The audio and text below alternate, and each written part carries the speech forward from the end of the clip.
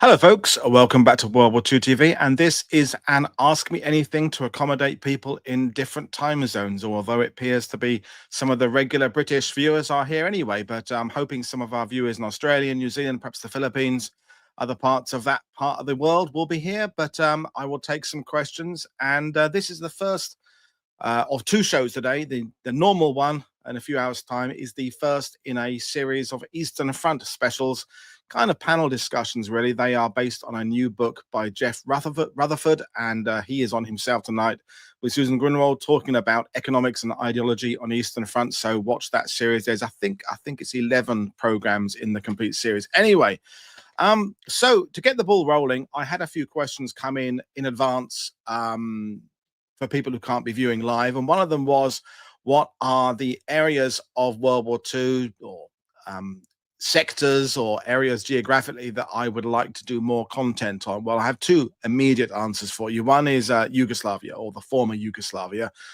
You will know, some of you who are regular viewers, I have done a couple of shows about Yugoslavia, but I would love to do more in the future. The difficulty is finding historians, because with the conflict there in the 1990s, and Serbians and Croats and Bosnian Herzegovians, I'm finding generally that I can find some historians from one of those countries, but then I tell them in emails that I will also be having historians from the other countries, and they tend to kind of lose interest in it. And I understand how tensions are still running, and there's issues still in that part of the world. But that is a part of the conflict that I think is very, very underappreciated.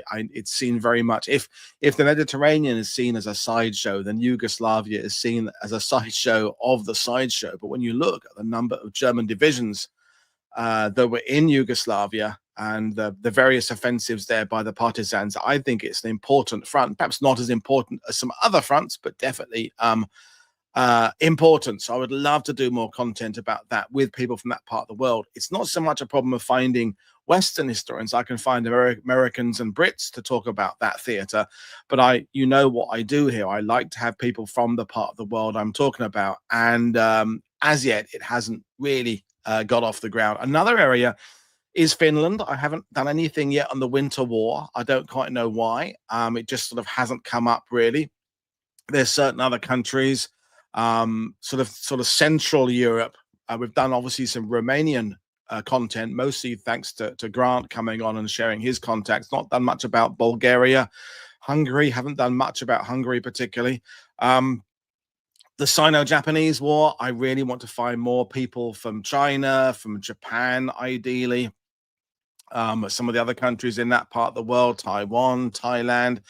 The thing is, I meet people from certain walks of life who know other historians within that part of the world. So if for example, James Holland tends to know a lot of the same kind of people as I know, or John McManus knows the same people, but finding contacts in some of the other countries has proved to be difficult in the past. Norway has been really successful. Denmark, less so. So if you're watching the channel recently, you'll know there's been quite a few Norwegian shows. There are a couple of Danish shows coming up, but both of them, well, one of them is with a Danish expert, but the other is with an American. I'm struggling at the moment for some reason to find historians in Denmark, just not getting replies to emails, etc. But one will continue to keep on finding, searching for and looking for the right kind of historians to bring you. That's what I always try and do here.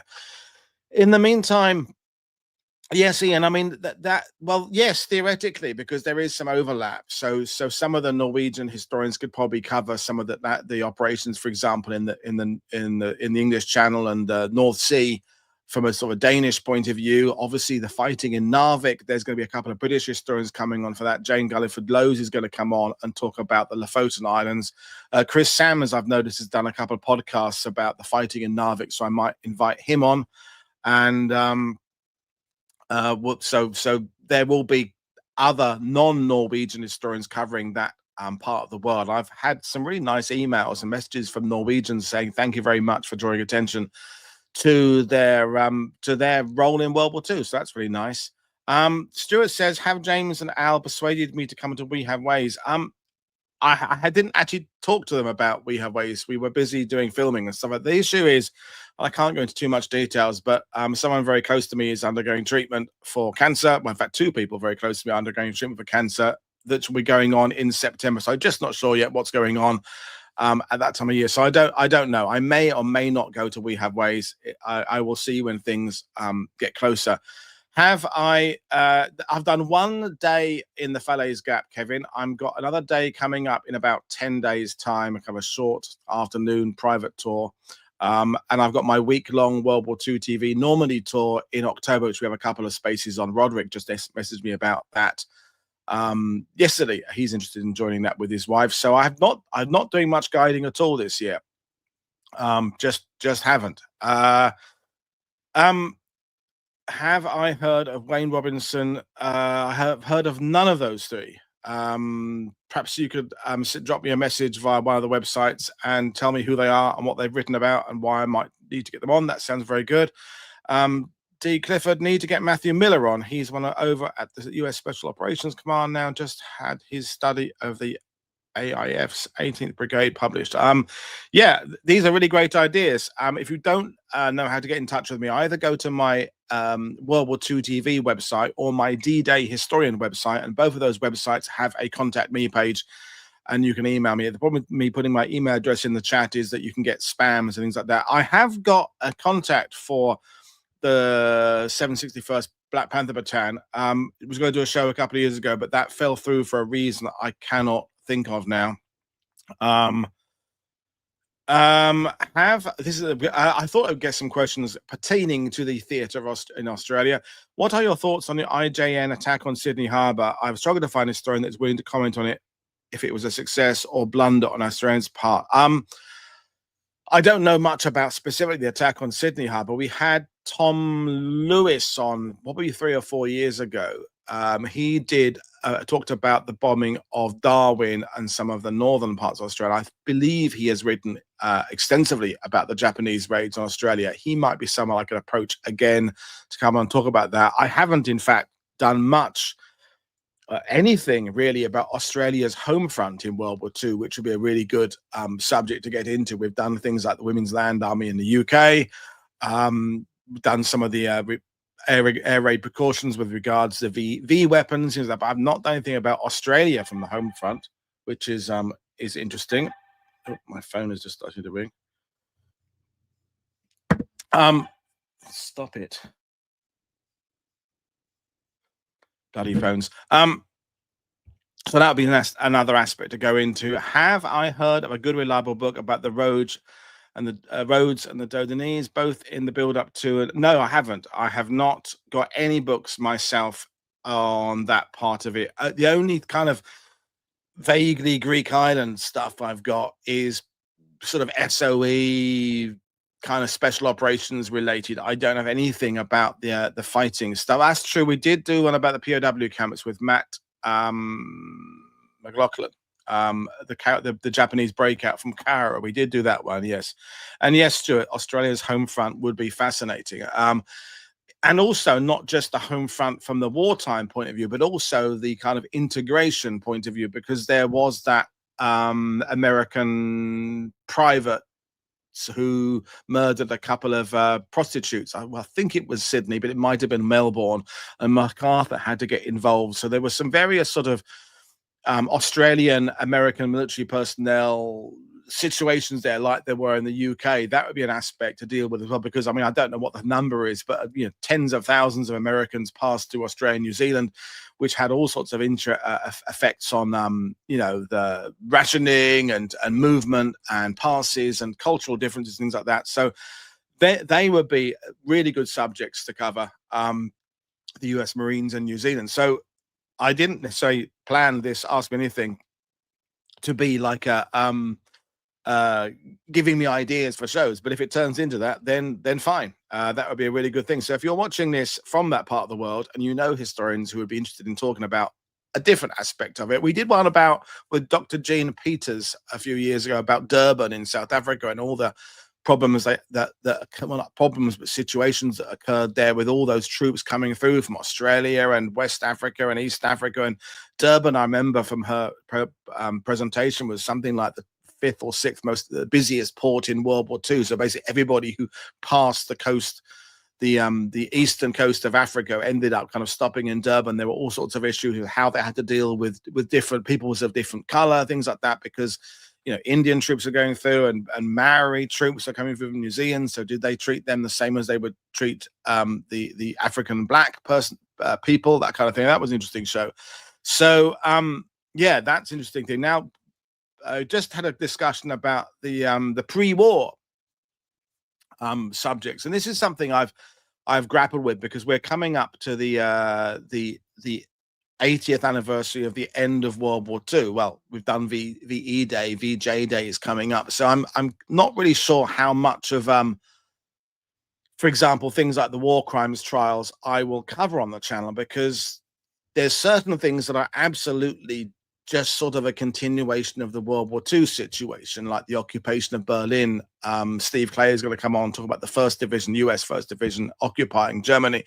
But then when you start getting towards the foundation of Israel, you start getting to the Greek Civil War, you start getting to the rumblings of things in Indochina, that then moves away from World War II to different conflicts. And the World War II TV is World War II. So I want to cover a little bit of that post-war aspect, but not go too far. And I think the same thing applies to the pre-war period, is that how much of the 1930s is relevant for what we're discussing here. Obviously, I've done some about the rise of the Nazi Party, things like that, because that directly relates to World War II in terms of ideology, in terms of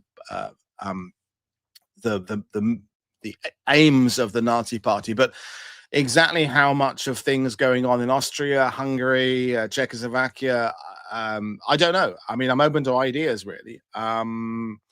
So that's something to look at. And as you say, yeah, post-war French Indochina is a fascinating subject, but it would really require another channel to take on that, because it's that really then morphs into the Vietnam War. So if there was a Vietnam TV, that would be a subject for that.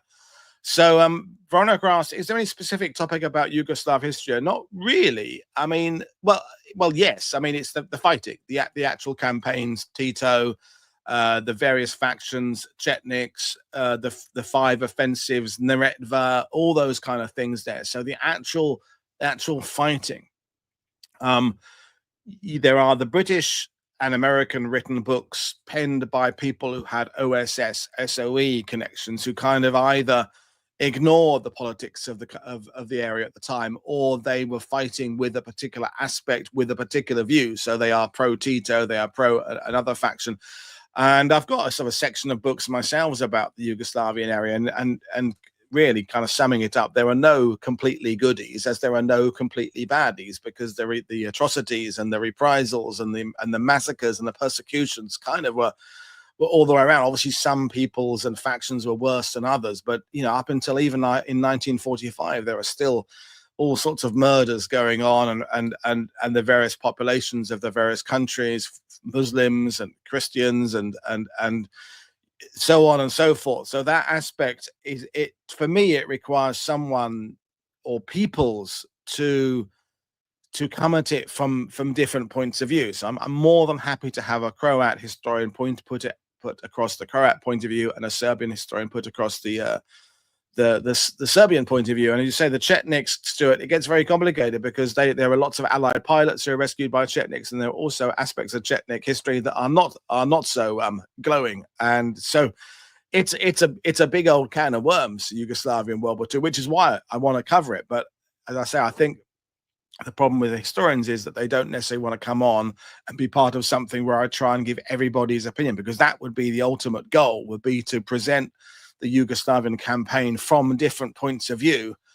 Not that any one of them would be more right or more wrong, but just a collective set of interpretations about it, so the viewer can then look at it and try and understand it objectively. So Yeah, so you get Yugoslavia talked about in terms of what the Western Allies are doing in terms of agents. I mean, Anthony Quayle, who was in Guns of Navarone, was an SOE officer there, and Sterling Hayden, the American actor from Godfather and what have you, was an OSS operative there. We talked about that, and we did about the doctor, the Canadian doctor who was there in Yugoslavia. And those shows have been very interesting, but they've not really tackled the complication there.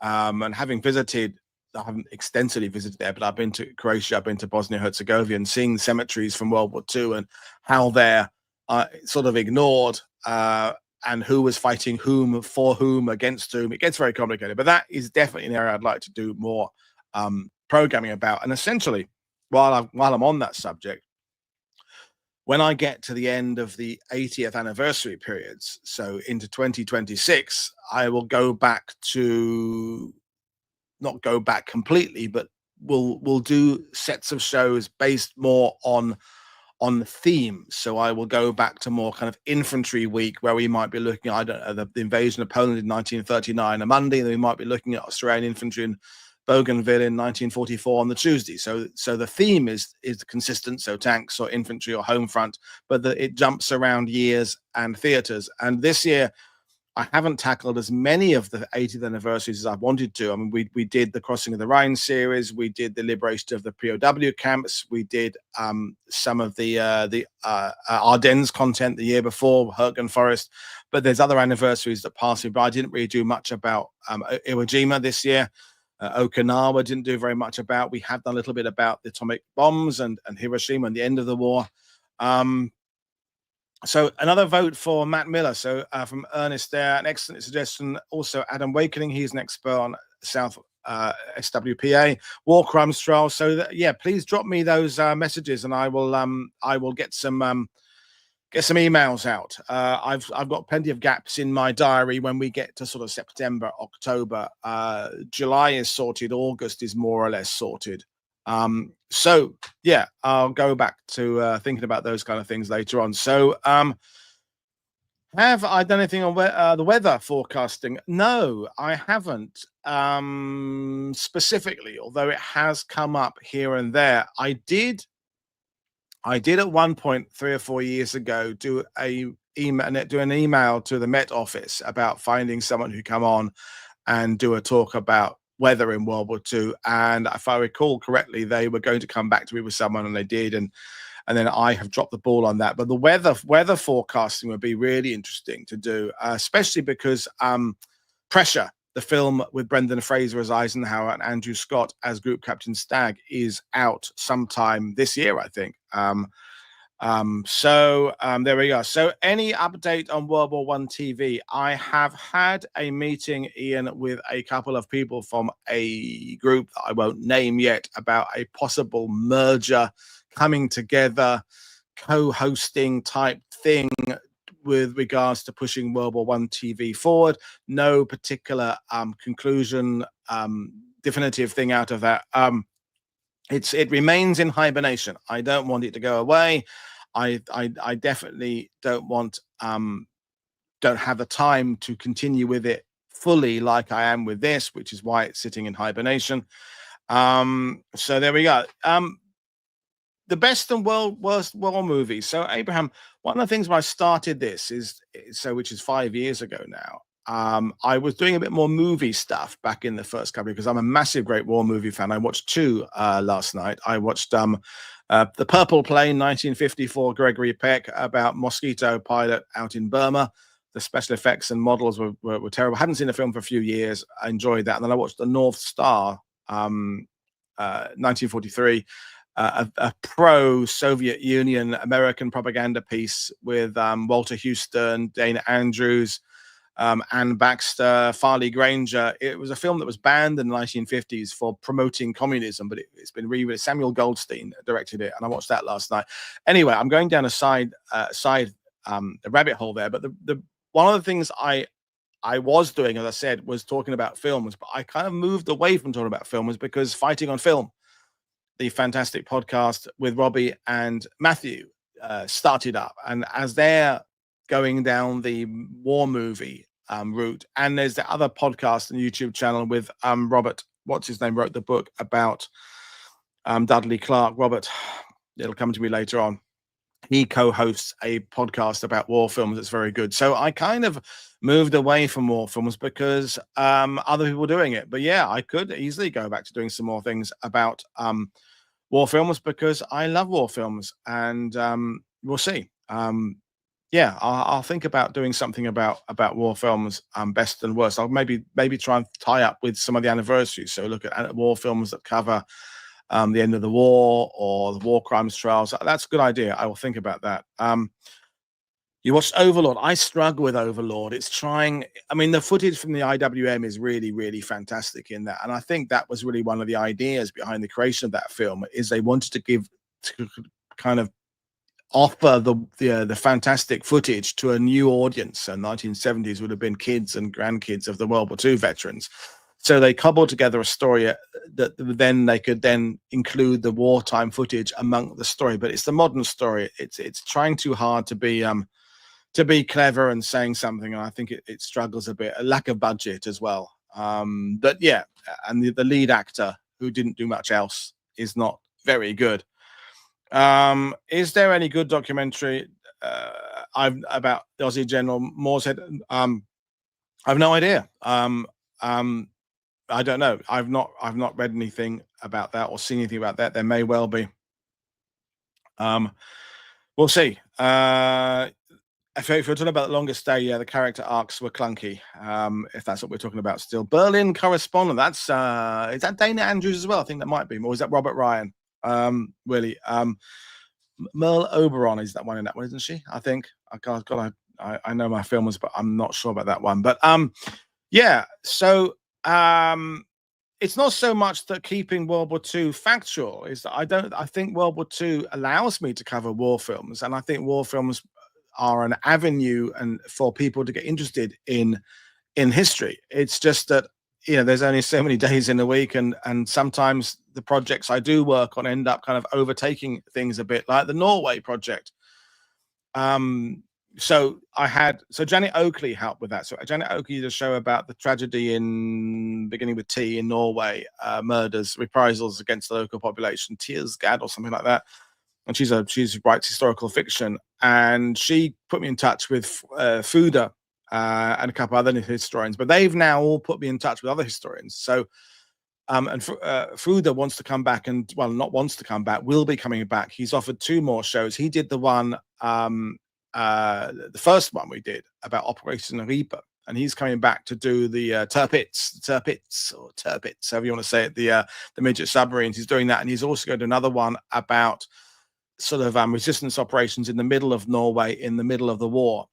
So he's coming back, but they've all put me in touch with other historians. So basically I could do weeks and weeks of just Norwegian content, which is fantastic, but I can't do weeks and weeks of Norwegian content without going back and forth. So the Eastern Front series is because of Jeff Rutherford's new book. So that ended up being, as I say, 10 or 11 shows. They do, Matt. War films also create the myths that overshadow the actual history. The first of you. So you mentioned Spitfires there. What a surprise.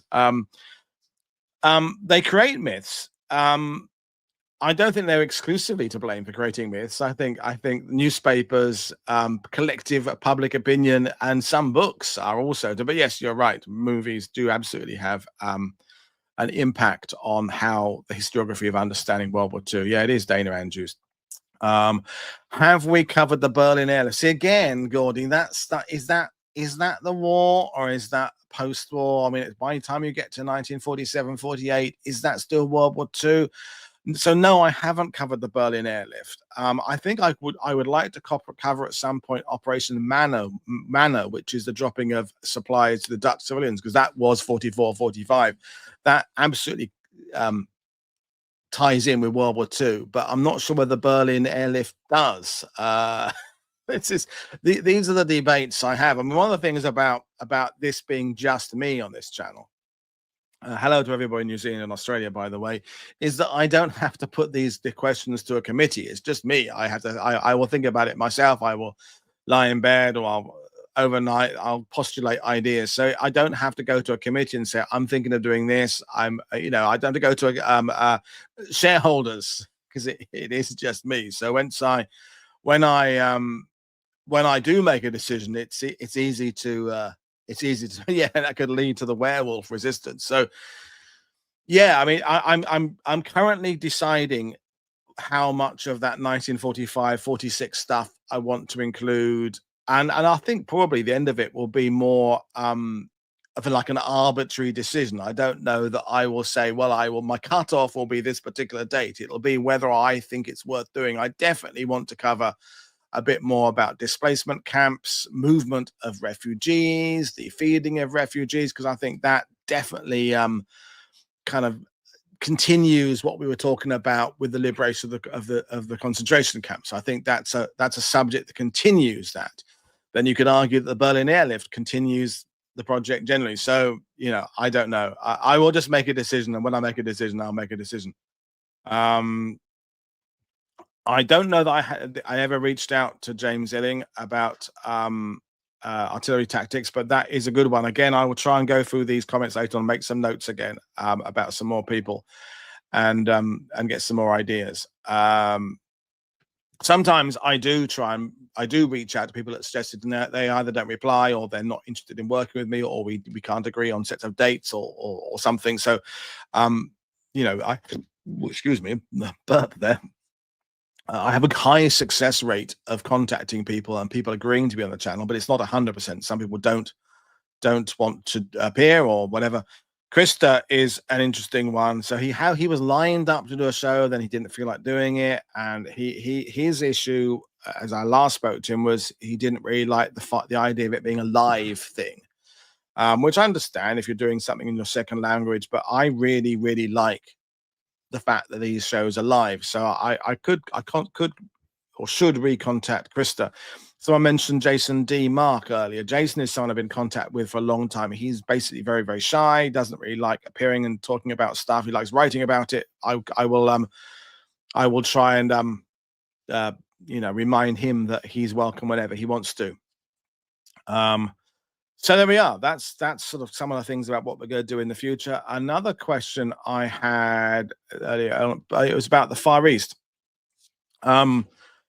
I mean, the Far East is a broad sweeping title, of course, the China, India, Burma theater. I have been doing a little bit less on Burma specifically recently because Robert Lyman and Jack Bauscher have been doing their Forgotten War podcast, and there's sort of an unofficial, agreement between creators that we don't sort of step on each other's toes. And if I see someone's just been a guest on someone else's podcast, I don't kind of immediately want to have them in like a week later on mine, and vice versa, because it can seem a bit swamping the market. But then sometimes it works the other way. When an author has a particular book out, they want to hit those podcasts. So you'll see the same author talking about different aspects of their book on several podcasts. There's a couple of times Matt Bone and I have had the same guest on within a few weeks and days of each other. The same with other podcasts. So it'll, it's there are various different ways of doing it.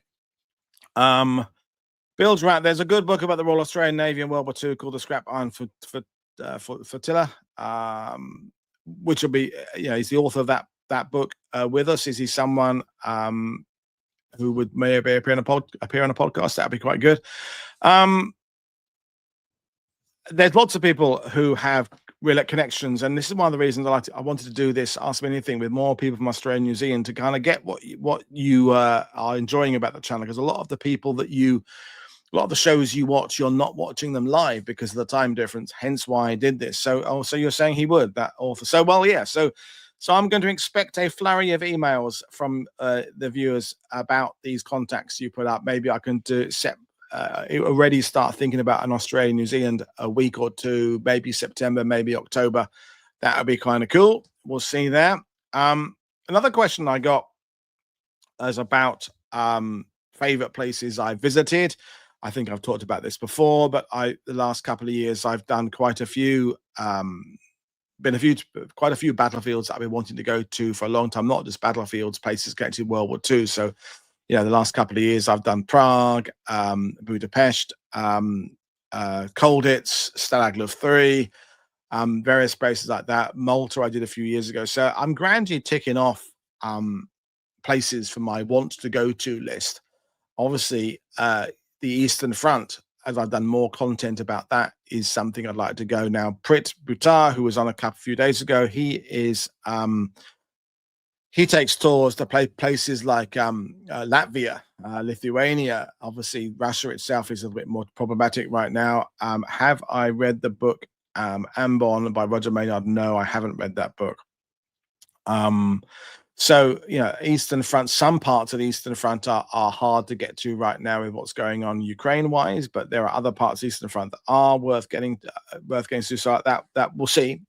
It's finding the money, it's finding the time, it's finding all the getting the plans together. But yes, I'd like to visit more battlefields. Another thing about what's coming up. So we have the Norway series coming up. There's the Eastern Front series coming up. There'll be more odd shows here and there. So one that's coming up next week, I think it is. I think it's the 15th or 17th, is with Nicholas Young. This is a book here, Escaping with His Life. His father, did everything in World War II. He was an infantry officer, but also was in commando, so other than infantry again. And he was in Narvik. He was Battle of France, and particularly the story that Nicholas is going to do about his father is him escaping in Italy and being helped by Italian kind of partisans and other local people in Italy there. That'll be one I'm looking forward to. There's Paul Woodadge from Sandhurst, or retired from Sandhurst, coming on. One I'm really looking forward to is looking at doctrine changes within the British Army. So particularly with regards to armored warfare, infantry cooperation. Paul was working on that, studying that for years and years, because it is probably another area I get asked a lot about, which is, we cover battles, we cover whatever, the crossing of the Rhine by a so-and-so division. But one of the things that would be good to do would be to do more of that, but what was learned from that? How did this affect how the British or the Canadians, Americans looked at the next river crossing, the next campaign? Because that impact of campaigns on how the British Army and the other armies learned to do things, I think, is particularly good. So it's all, I love the shows where we say, here's where the division was, here's where this regiment attacked on the left, here's where this regiment attacked on the right, and this battle ended, and here were the casualties. I love those shows. But if they can lead to and this is the fundamental change that was made to the way armor went into battle post this campaign, those shows really, really, really will excite me. I think some of you viewers as well, is that, Doctrine is an ongoing process. We jokingly say that there wasn't a doctrine for airborne forces at the beginning of World War II because it was so new. So the doctrine had to be written as it was developed. And now with things like, airborne forces, special forces, submarine warfare, there are decades of methodology which countries have built on to have a sound understanding of what does work, what doesn't work. And then technology is introduced to solve the problems that they have faced over years and years. But you have this situation in World War II where tech is developed without necessarily a use for the tech, and a concept like we're going to have people jumping out of aircraft is developed without necessarily thinking about what are we going to do with these people who jump out of aircraft. What are we going to do? The classic one is Churchill's, butcher and bolt raids. We must take the war to Germany. Well, that's a fantastic initiative that we owe him a lot of thanks for. But, how that then evolved into commandos and SOE and parachute forces is fantastic. So I digress a bit, but I think that's why understanding how the learning process began is something really important. And I think that's why it's the fundamental reason about why I use guests is that it would take someone a long time to understand all those changes. So I'm not having any kind of go at the historians who have their own channel and everything is their own writing.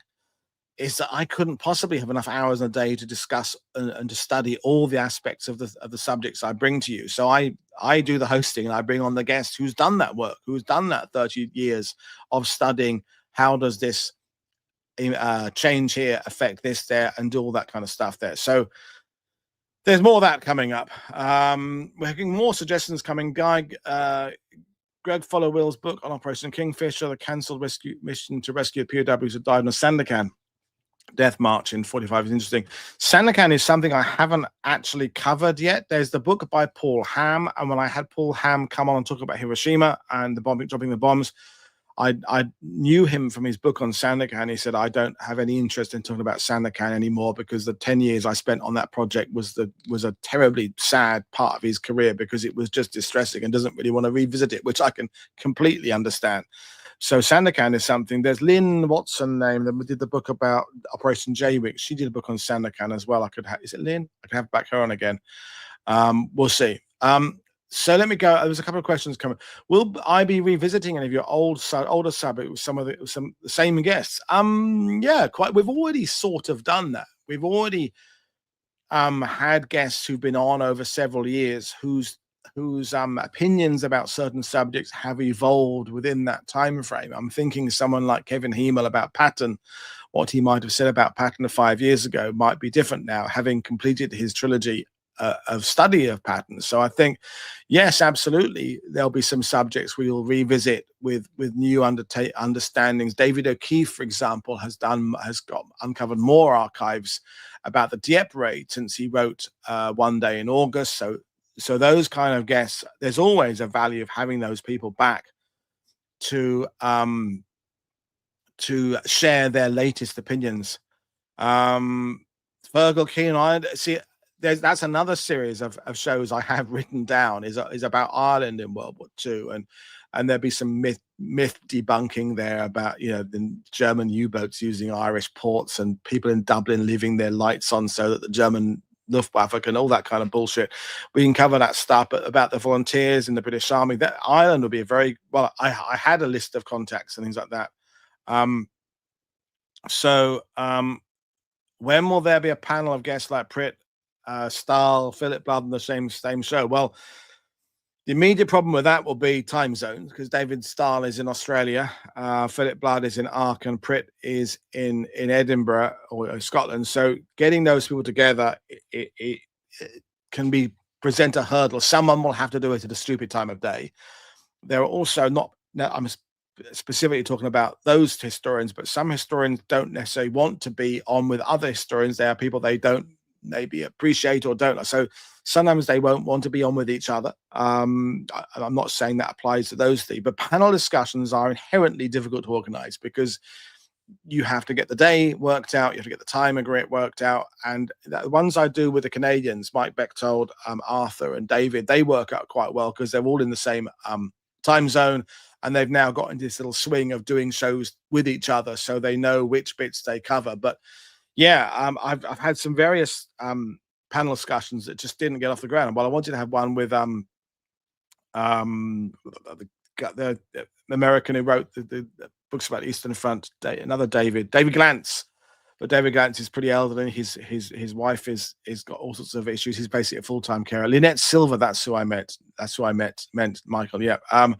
So that's right. Would like to see more about relationship with Nostra and MacArthur. We've done a couple of bits on Borneo. We have covered Borneo a few times over the last 5 years. MacArthur and Australia's relationship has come up in various discussions we've had, but not specifically. That would be a good panel discussion, wouldn't it? To have a few Australians on and have them kind of dissect MacArthur, the relationship, the various other Australian generals and how they got on with each other, the fact that Australia was sidelined a bit in the last year of the war. That'd be a really good subject to come on. Getting some great ideas from these today, which is fantastic. Historian cage match, that would be quite good. Because some of them would fight dirty, though, wouldn't they? They'd bring out all their citations, and but I say to you that I have the document here. It would be that. It would be a cage match of sources. There'd be no physical violence. It would be them who can produce the noted citation quicker. The quickest wins the fall. He wins by 2 citations and a quotation. Going off on a tangent there. So Yeah, I've really enjoyed just saying, noticing how many of you are coming on from that part of the world. I'm glad I had this idea of doing a show at this time of the day. Um, it's been interesting. Is Indy Nidell difficult to get? He's not difficult to get as such. In I exchange messages with Indy really quite regularly. Basically, he's a bit tired of just the commitment he was with Spartacus to putting out the World War II content. Is that he and Spartacus has spent the last few years, and then the few years before that doing First World War, writing scripts, doing all that stuff there. He's taken a bit of a break from it right now. So we still chat, and but he's having a bit of a break from World War II content right now, which is fair enough. Carl James is indeed a good choice. In fact, I was in discussion with Carl about coming on and doing something about kind of Australia in the last few months of World War II, and for whatever reason didn't follow up on that. So there are various things going on in my life that are distracting at the moment. Sometimes cancer related, sometimes other issues related. My mum passed away. My dad's quite old and going through a few issues as well now. So lots of things going on. So sometimes I have ideas, and they just get sidetracked and put on the back burner, and another project comes in, like the Channel Islands. I want to do more Channel Islands content, but so JD did his flurry of content about Guernsey and Alderney, and I will go back and do that. It just the Norway thing came in, then the Eastern Front thing came in. Blamey is the general I wanted to. Yeah, oh, that's a good one. Richard Perry published a book last year about battle generals. Oh, another one. Oh, that would be good. Yeah, he sounds ideal to do this kind of show about the American Australian relationship. That'd be really good. Um, yes, great. Hi, Paul. Can't believe it's been a year since Colin introduced us in Bayer. Albert from Australia. Yep, I guess it was in the pub. I meet quite a few people in the pub, though don't go very often. These days. Can you do something on Operation Trammel RN mine laying in USS Waters, first shipborne laying of acoustic mines?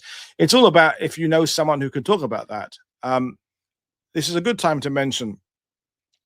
You're doing it the right way today, most of you in this sidebar. You're suggesting the guest as opposed to the subject, because there are plenty of subjects for which I just can't find a guest. So one of the ones that's been in my head for a long time is Popsky's Army, Popsky's Private Army. So the only book really written about Popsky's army in North Africa was written by Popsky himself in 1949 or 50 or something, and he's been long since dead.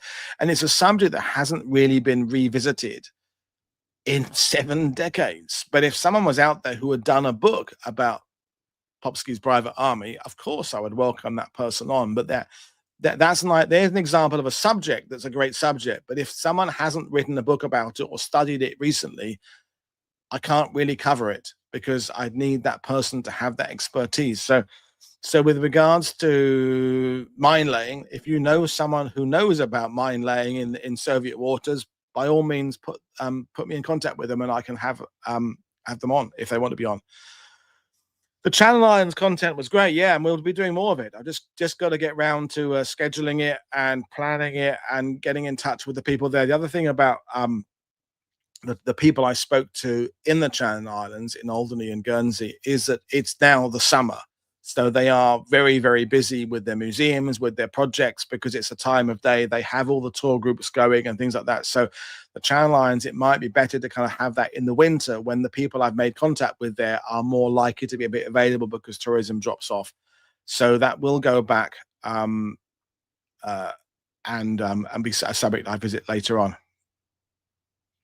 I know Christopher Bergs, or Christoph Bergs from Military Aviation History. I think we talked about working together when we were together at somewhere or other. May have been We Have Ways or something a few years ago. And the thing is that he's doing great stuff with his channel, and I'm doing stuff with my channel, and I'm not necessarily sure what an overlap between our channels could necessarily bring. In that, what could he do on my channel that he isn't already doing better on his channel? But that's a good example.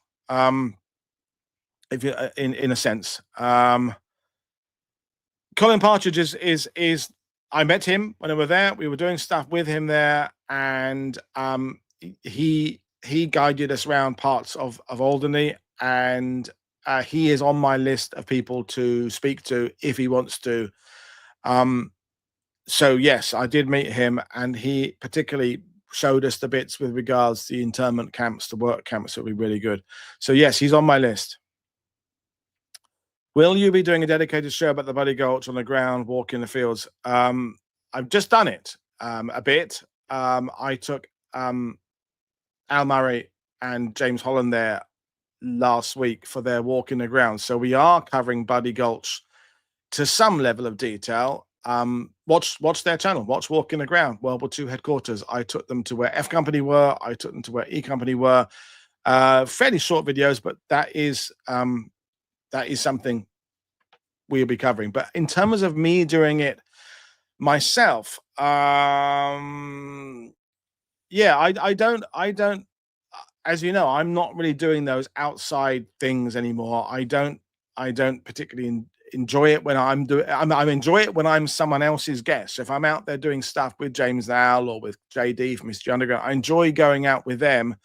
But I don't particularly enjoy doing my filming myself and the editing and creating of my own videos. And the problem with the old original live streams I did back in COVID era is the people who are doing the filming for me are too busy with other things to go out and do the filming for me. And you have the problems with it. Well, that particular Bloody Gulch internet connection is really crappy there. So I don't think I'll be able to do a live one from Bloody Gulch. The other thing is there's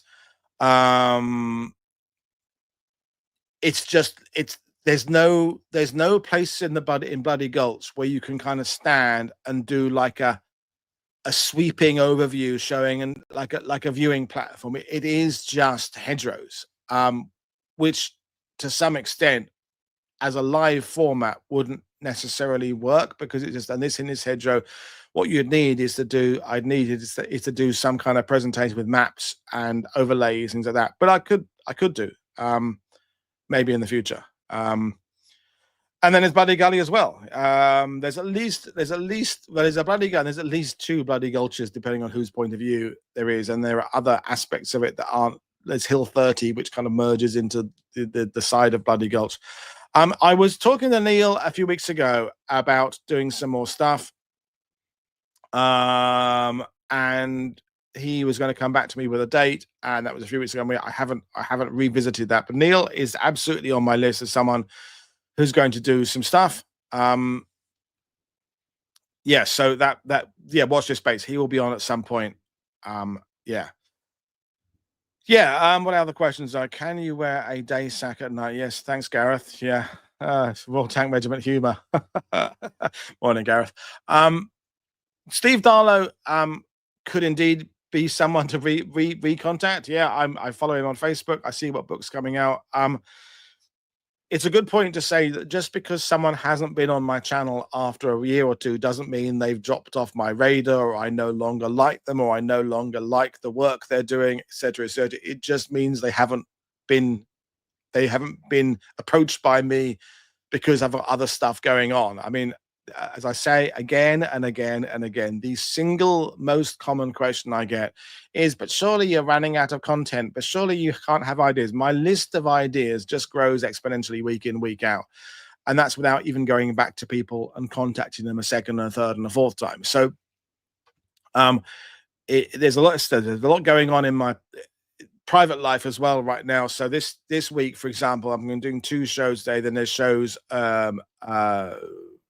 next day and Friday, but so it's only going to be four in total this week, or 5, but the last week I think was 5. But I'm still, I mean, I will be hitting 1,800 of these at some point in the next few weeks, which is just absolutely bonkers. I never thought I would do that.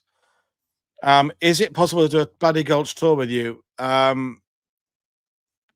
Sort of. I mean, it doesn't need very long because so much of the battlefield is gone. I mean, where Easy Company is under the cattle market now, so there's nothing you can do there. The parts where F Company retreated back through are under a dairy now, so can't do much there. The farm where Spears was and D Company is private property, can't do much there. Bloody Gully itself has more or less been built over, so can't do much there. So there's not that much to actually see. You know, you can do Bloody Gulch in 2 or 3 hours. There's just not enough unchanged areas to really develop it. I mean, you're talking about a battle. Okay, while we're on the subject of that,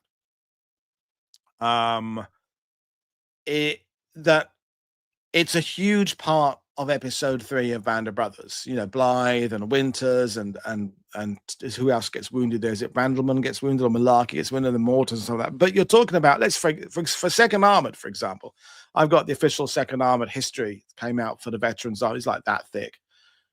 I think that battle on June the 13th gets like a third of a page. It's a footnote in history because it isn't. There's a lot happening on June 12th, 13th, 14th that are arguably way more impactful on the Normandy campaign than what happened at Bloody Gulch. So I don't know that there's enough content to do a book. I mean, Steve Zaloga's forthcoming Osprey book on Carenton covers Bloody Gulch, but I think Bloody Gulch gets 4 or 5 pages. That's to answer your question there, Seagurk. Yes, Magister, John Orloff will be coming on again at some point. I contacted him a few weeks ago about coming on and doing something about the liberation of the camps, and then I got sidetracked with various things, namely my mum dying, and didn't get back in touch with him. I know he was under a NDA for the first few weeks after Masters of the Air, but I don't think that applies now. So yeah, we did definitely talk about him coming back on and doing something about Masters or Band of Brothers or his career. The reason I haven't got round to it is that my Masters of the Air series on World War II TV really didn't fly, no pun intended. I thought it would be really cool. I mean, I had the writer of the book, the writer of the series, the special effects guy, Oscar nominated. I had Hattie Hearn from Duxford. I had a real great set. Terry Ramey, who did the aircraft, supplied the aircraft and all the tech expertise, and they did all right, the shows. But I thought they would really do well, and they didn't. So, Master of the Air is not the bringer of views that perhaps I thought it would be. But yeah, it will be a subject I will revisit it. Ernest May, there's a new history of the 32nd Red Arrow Division, most days in combat of any U.S. unit. Good. That would be good. I will await your direct messages and emails, everybody. A good video for a bit of fun is ranking the German generals or tank commanders. Yeah, it kind of is good. The minute I start doing that type of content, they may well generate hits. They may well generate views. But for me, it's the kind of content that makes me look like other channels, you know, what were the best the top 5 tanks of World War II and that kind of stuff. And I don't really want to go down that path. I think there are other people doing that. And it's not the kind of content I want to do. Thanks for sharing my channel with some good Australian friends. Thanks very much, Build Rat. While this has come up, the ongoing conversation I have with other creators is about that. What do you strive for as a content creator? Do you strive for views? Do you strive for some kind of historical integrity, popularity, all that kind of stuff? And basically, I don't try and think on a wide appeal to the masses, because the minute you do that, you're on a sticky wicket, because you're starting to do what you think the viewers want, not what the hardcore viewers who actually watch you want, and certainly not necessarily what you as the creator want to do. So I look at the people who are striving to get, you know, the clickbait type titles, and no names, no pack drill with other channels, but they're the ones that are trying to get the they're trying to do those top tens and the most machine guns and bring in all those, popular subjects that will get people talking, Michael Vittman and all that kind of stuff. And even Band of Brothers. When I started this channel, I knew the actors, I knew some of the veterans. I could have immediately kind of cashed in on that set of contacts I had. But then I think I wouldn't have got to the point where I'm recognized for what it is I do, which is tackling niche subjects, tackling areas. I mean, as I said earlier, the emails I've had from people in Norway saying, thank you very much for covering our country's content. That's the kind of stuff I want to do. Now, that Norwegian content hasn't hit massive views. The most popular shows recently have been the ones I knew would be the most popular shows. It was Neil and Cherry's Arnhem Myths and the ones about Operation Bagration. They are the most popular shows I've done recently. The other ones have not done badly. They've just not done quite as well as though. But I'm not hitting the 20, even 25, 30,000 views per episode anymore. I had a peak about a year ago where things were going really, really well, but now they've dropped to where they are now. But I'm happy with that. Michael says, yeah, avoid those top 10 videos, tired and endlessly argumentative. And that's it now. I've accepted that this channel is not going to go bonkersly global. I'm not going to get the millions. Well, I've had collectively, I think I've had 16 million views in total. But that's nothing. Some of these popular kind of, even the AI generated channels, a single video will get 5 million hits. I'm not going to get that views. But what I am doing is getting historians on who want to talk about their subject with someone who will take their subject seriously. That's what I want to do, and that's what I'm successful at, I think. Well, thank you, Rob. The breadth and spread of people with knowledge who come in and talk on is what makes World War II TV so interesting. Exactly. That's the point. I'm not trying to fund the lifestyles of a whole group of hangers-on. It's just me. I make just about enough with this to keep the wool from the door and pay my wages. A little bit more would be nice. The myth shows are good, and then we have done a few myths ones, and I will be returning to myth shows again as a series. So there are things I could implement that would bring initial instant increased views, but they aren't necessarily what I want to do for the long-term sustainability and growth of this channel, if that makes sense. So it's about, Waitman Bjorn, who comes on and talks about the Holocaust. So the Holocaust is the equivalent of the greens your parents make you eat when you're 7 beside your sausages and your chips. It's a necessary part of your meal, but no one really wants it. So I know, for example, that my Holocaust content won't do as well as my Arnhem content. Even like the show I did last Friday with Dr. Tessa Dunlop about memorials, I thought that was a really good show, and she kept saying thank you for allowing her to come on, because it isn't a subject that she's feeling as when she did her book on Bletchley Park and the girls work there. Everyone wants to talk about Bletchley Park and code breakers, but memorialization, the fact we talked about monuments being dick shaped and things like that, and she made some uncomfortable comments about why we memorialize things and how we remember things. I thought it was a great conversation, but it won't get the views of a conversation about Arnhem or Midway or D-Day. So Last Bullet, I've seen that. That's the one with Jason Donovan, isn't it? Yeah, it's got low budget. It's not the best. Yeah. So no, Abab, I'm not going to do those top 10 most kick-ass stuff. I'm not going to do. Occasionally I do a show that has a semi clickbaity title, but if it has a clickbaity title, it's often more because that's the title of the book that someone. So like Steve Zaloga's book Smashing Hitler's Guns. I don't know that I would have called a show about Point du Hoc Smashing Hitler's Guns if it hadn't been the name of Steve's book. And I'm not in any way knocking authors for choosing titles for books that will sell, because if it's difficult pushing yourself forward as a YouTube channel, it is equally difficult pushing yourself forward as an author of military history in a very, very big name and dominated market. So any tricks, the untold, the forgotten, secret, that's why books use these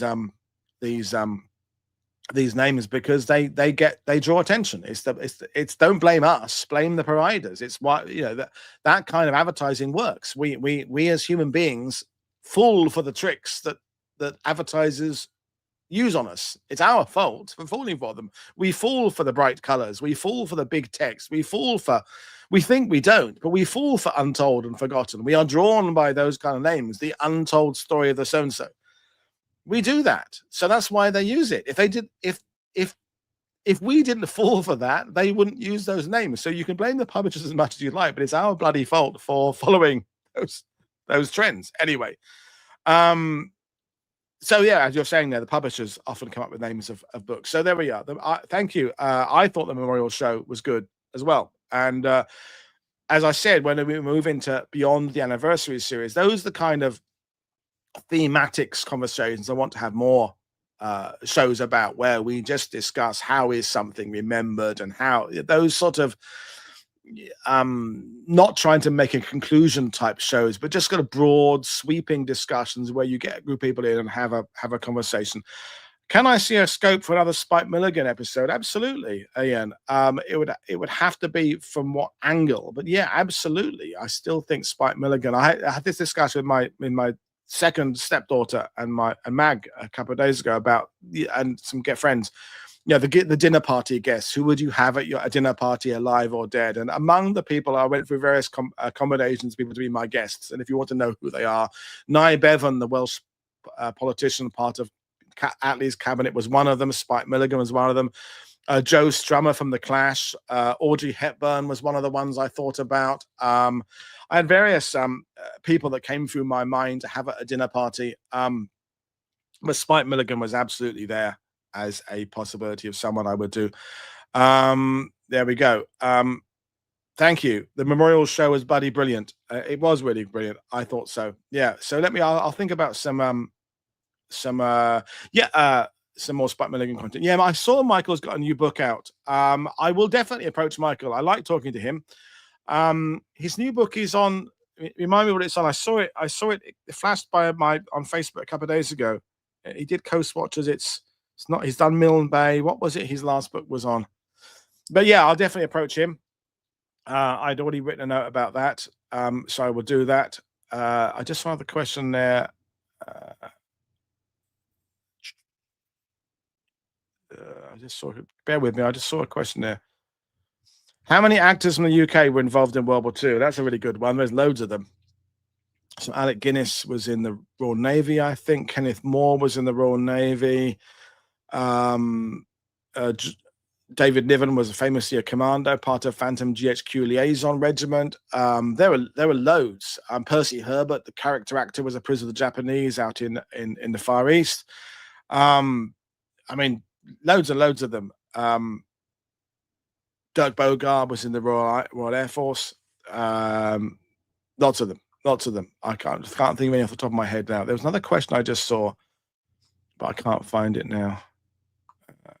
Damn. Oh, will I be watching the Tour de France? No. It's a simple answer. My best mate Colin is really interested in it, and I'm not. Just for those who want to watch it, great. Doesn't float my boat at all.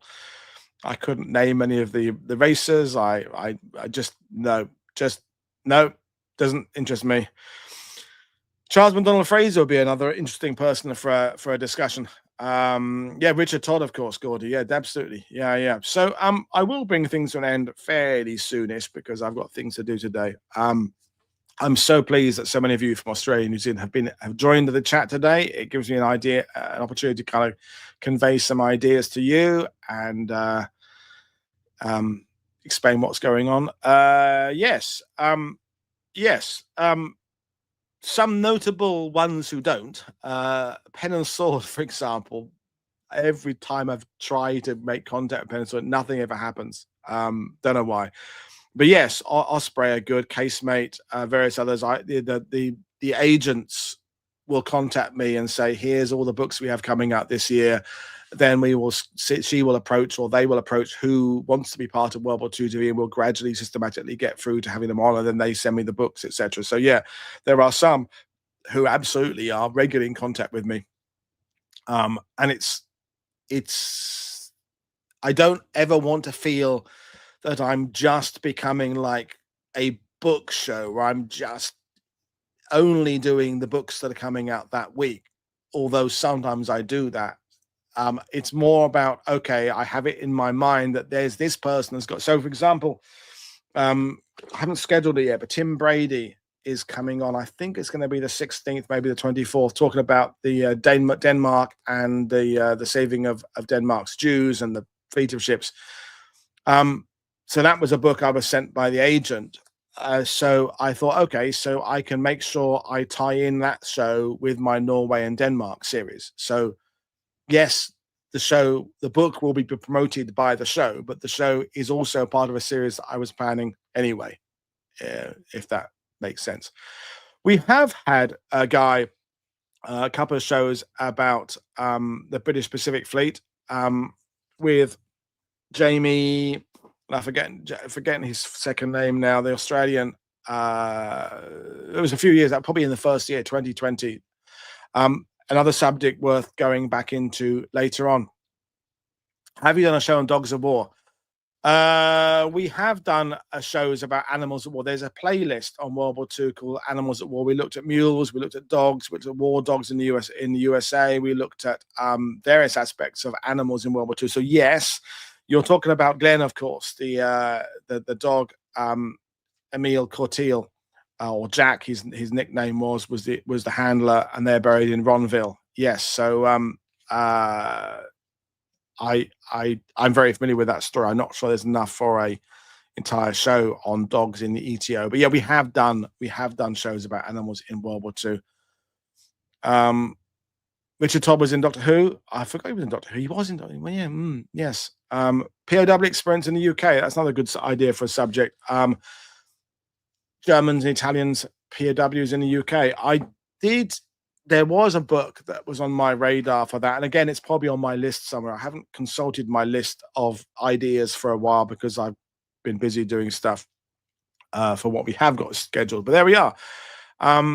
Great ideas coming today. And going forward, would you like me to do more shows at this time of day? More Ask Me Anythings? I mean, when I have an Australian or a New Zealand guest, the shows tend to be at this time of day because it's evening over there. Philippines tend to be a little bit later in the day, more like an hour from now, because they're a little bit earlier. So for it to be 6 p.m. in the Philippines, I think it's 11 a.m. or 12 p.m. for me.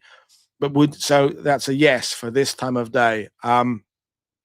Happy to do that, really, because I tend to be quite free in the morning. Although today I am waiting for a UPS delivery, which will be a book as usual, but it hasn't turned up yet. So yeah, that's a yes for morning shows. Okay, I will think about doing some more of them. It gives me, if I do morning shows instead of evening shows, it gives me the evening to do other things, which is good. Or I can do both, like I am today. But I'm going to leave it there. So I'm going to leave you with the idea that obviously, as I said earlier, I make all the decisions about the content on World War II TV myself. It's what I want to do. The guests I approach, other guys and girls and men and women that I think will be interesting to speak to.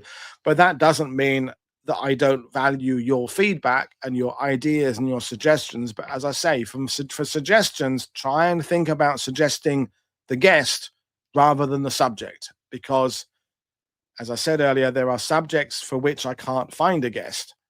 But I'm happy to fit guests to a subject. So sometimes it'll be, I will see a guest and I think, okay, I don't know what they might want to come and talk about. And sometimes they will come on and talk about something that isn't the subject of their book, or isn't the subject of something they talk about perhaps in their teaching careers, but it's something that they have been, interested in for some time and would like a platform to kind of discuss it. So there we are. So again, all these suggestions coming in there. If you've got suggestions for guests, put them my way. But I do need that guest idea more than I need the subject idea, so I can then reach and people sometimes suggest guests who died 30 years ago, which is fine. The thing is, my Ouija board, I don't keep it functioning anymore. So I'm unable to contact people. Danish historians, I'd love to get. A lot of my Danish leads have not worked out. The email sent, no replies, couldn't get through to people. Yeah, there'll be, Robert, some of the shows this week in the Eastern Front series are round tables. So there's the one tonight, later today, with Jeff and Susan is two guests. There's another one later on with Keith and Ilya talking about support of the Red Army in World War II. So that's two guests on that one. And there's another one next week with a couple of guests. So these are based on chapters of Jeff Rutherford's edited book on the Soviet-German War.